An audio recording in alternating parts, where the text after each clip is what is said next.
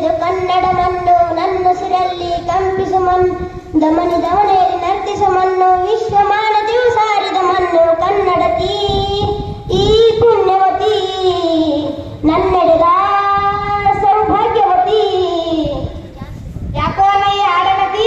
ಏನಿಲ್ಲ, ನಮ್ಮ ಕನ್ನಡ ನಾಡು, ಕನ್ನಡ ಭಾಷೆ, ಕನ್ನಡ ಮಣ್ಣಿನ ಮಹತ್ವವನ್ನು ತಿಳ್ಕೊಂಡ್ರೆ ಈ ಹಾಡ ಅನ್ಸ್ಬೇಕಿತ್ತು. ಹಾಗಾದ್ರೆ ನಮಗೀಗ ಕನ್ನಡ ನಾಡು, ಕನ್ನಡ ಭಾಷೆಯ ಬಗ್ಗೆ ಅಲ್ಪ ಸ್ವಲ್ಪ ತಿಳ್ಕೊಂಡೇವಿ.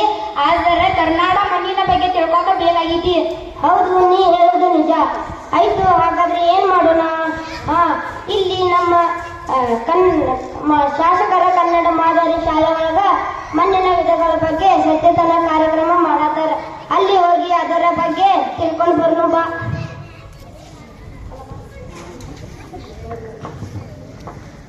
ಏನಪ್ಪ ಇಬ್ರು ಮಂದಿ ಇಲ್ಲಿ ಬಂದಿರಿ? ಏನಿಲ್ಲ, ಈ ಶಾಲೆಯೊಳಗೆ ಸಚೇತನ ಕಾರ್ಯಕ್ರಮ ನಡೆತಿಗಂತ, ಅದಕ್ಕೆ ನಮ್ಮ ಕರ್ನಾಟಕ ಮಣ್ಣಿನ ವಿಧಗಳು ತಿಳ್ಕೊಕ ಬಂದವು. ಹೌದು ಬಾ, ಅದನ್ನ ನಾ ಪರಿಚಯ ಮಾಡಿ ಕೊಡ್ತೇನೆ. ನಮ್ಮ ಕರ್ನಾಟಕ ಮಣ್ಣಿನ ವಿಧಗಳು ಎಷ್ಟು, ಅವು ಯಾವುವು? ನಮ್ಮ ಕರ್ನಾಟಕದಲ್ಲಿರುವ ಮಣ್ಣಿನ ವಿಧಗಳು 4. ಅವು ಯಾವುವು ಎಂದರೆ ಕಪ್ಪು ಮಣ್ಣು, ಕೆಂಪು ಮಣ್ಣು, ಜಂಬಿಟ್ಟಿಗೆ ಮಣ್ಣು ಮತ್ತು ಕರಾವಳಿಯ ಮೆಕ್ಕಲು ಮಣ್ಣು. ಹಾಗಾದರೆ ಕಪ್ಪು ಮಣ್ಣಿನ ಹೀಗೆ ರೂಪಗೊಂಡಿದೆ. ಕಪ್ಪು ಮಣ್ಣು ಇದು ಬಸಾಲ್ಟ್ ಶೀತಲೀಕರಣದಿಂದ ಉಂಟಾಗಿದೆ. ಇದರಲ್ಲಿ ಮೆಗ್ನೀಷಿಯಂ, ಅಲ್ಯೂಮಿನಿಯಂ ಮತ್ತು ಕಬ್ಬಿಣದ ಆಕ್ಸೈಡ್ ಇರುವುದರಿಂದ ಮಣ್ಣು ಕಪ್ಪಾಗಿರುತ್ತದೆ. ಇದಕ್ಕೆ ಎರೆಹುಳ ಮಣ್ಣು ಎಂದು ಕರೆಯುತ್ತೇವೆ. ಈ ಮಣ್ಣಿಗೆ ಹೆಚ್ಚು ದಿನ ತೇವಾಂಶ ಹಿಡಿದಿಟ್ಟುಕೊಳ್ಳುವ ಗುಣ ಇರುತ್ತದೆ. ಈ ಮಣ್ಣು ಯಾವ ಯಾವ ಜಿಲ್ಲೆಗಳಲ್ಲಿ ಕಾಣಬಹುದು? ಈ ಕಪ್ಪು ಮಣ್ಣನ್ನು ನಾವು ಧಾರವಾಡ, ಗದಗ, ಕೊಪ್ಪಳ, ಯಾದಗಿರಿ, ಕಲಬುರಗಿ, ಬೆಳಗಾವಿ, ಬಿಜಾಪುರ, ಚಿತ್ರದುರ್ಗ ಜಿಲ್ಲೆಗಳಲ್ಲೂ ಕಾಣಬಹುದು. ಹಾಗಾದರೆ ಕೆಂಪು ಮಣ್ಣಿನ ಪರಿಚಯ ಯಾರು ಮಾಡಿಕೊಳ್ಳುತ್ತೀರಿ? ನಾನು ಕೆಂಪು ಮಣ್ಣಿನ ಪರಿಚಯ ಮಾಡಿಕೊಳ್ಳುತ್ತೇನೆ. ಕೆಂಪು ಮಣ್ಣು ಗ್ರಾನೈಟ್ ನೀರು ಶಿಲಾಧಾರಗಳಿಂದ ರೂಪುಗೊಂಡಿದೆ.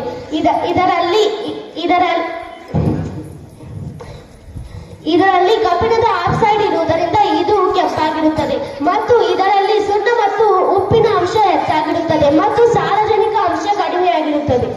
ಕೆಂಪು ಮಣ್ಣುಗಳನ್ನು ನಾವು ಯಾವ ಜಿಲ್ಲೆಗಳಲ್ಲಿ ಕಾಣಬಹುದು? ಈ ಕೆಂಪು ಮಣ್ಣನ್ನು ತುಮಕೂರು, ಬೆಂಗಳೂರು, ರಾಮನಗರ, ಚಿಕ್ಕಬಳ್ಳಾಪುರ, ಚಾಮರಾಜನಗರ, ಮಂಡ್ಯ ಮತ್ತು ಮೈಸೂರಿನಲ್ಲಿ ಕಾಣಬಹುದು. ಹಾಗಾದರೆ ಜಂಬಿಟ್ಟಿಗೆ ಮಣ್ಣನ್ನು ಯಾರು ಪರಿಚಯ ಮಾಡಿಕೊಡ್ತೀರಿ? ನಾನು ಜಂಬಿಟ್ಟಿಗೆ ಮಣ್ಣಿನ ವಿಧದ ಕುರಿತು ಮಾಹಿತಿ ನೀಡುತ್ತೇನೆ. ಜಂಬಿಟ್ಟಿಗೆ ಮಣ್ಣು ಅಧಿಕ ಉಷ್ಣಾಂಶ ಮತ್ತು ಅಧಿಕ ಮಳೆ ಬೀಳುವ ಪ್ರದೇಶಗಳಲ್ಲಿ ಕಾಣಬಹುದು. ನೀರಿನಲ್ಲಿ ಕರಗುವ ಸುಣ್ಣ ಮತ್ತು ಸಿಹಿಕೇಟಗಳು ಮಳೆ ನೀರಿನಲ್ಲಿ ಕರಗಿ ಮಣ್ಣಿನ ಕೆಲ ವಿಧಗಳಲ್ಲಿ ಸಾಗುತ್ತದೆ. ಕರಗಿದ ಕಬ್ಬಿಣ ಮತ್ತು ಅಲ್ಯೂಮಿನಿಯಂ ಮೇಲ್ಪದರದಲ್ಲಿ ಉಳಿಯುತ್ತದೆ. ಈ ಮಣ್ಣು ಮಳೆಗಾಲದಲ್ಲಿ ಮೃದು, ಬೇಸಿಗೆ ಕಾಲದಲ್ಲಿ ಒಣಗಿ ಗಟ್ಟಿಯಾಗಿ ಲ್ಯಾಟ್ರೈಟ್ ಶಿಲೆಯಾಗಿ ರೂಪುಗೊಳ್ಳುತ್ತದೆ. ಲ್ಯಾಟ್ರೈಟ್